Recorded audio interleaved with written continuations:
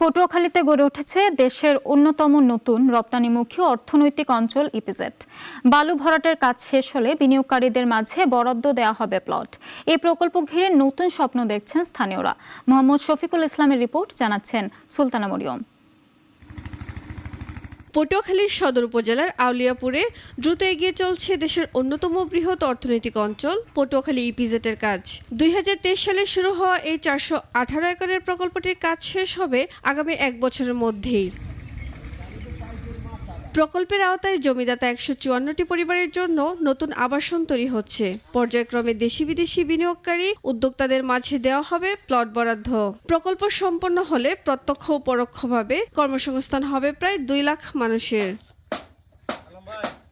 স্থানীয় বাসিন্দারা বলছে, প্রকল্পটি চালু হলে এই অঞ্চলের চাকরি, ব্যবসা বাণিজ্য ও অর্থনীতি ঘুরে দাঁড়াবে। প্রত্যক্ষ ও পরোক্ষভাবে 2 লাখ মানুষের কর্মসংস্থান হবে বলে আশা করা হচ্ছে।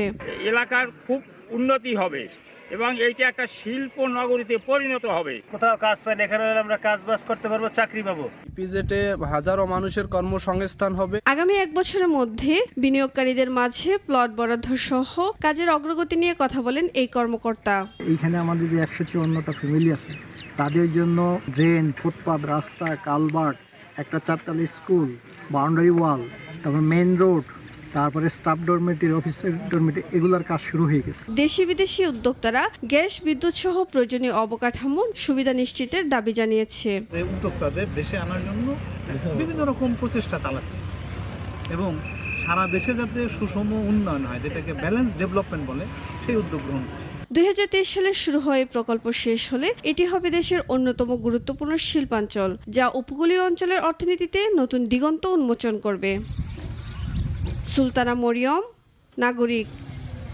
দেশ জুড়ে তোলপাড় ওয়ালটন ফ্রিজ কিনে আপনিও হয়ে যেতে পারেন মিলেনিয়ার।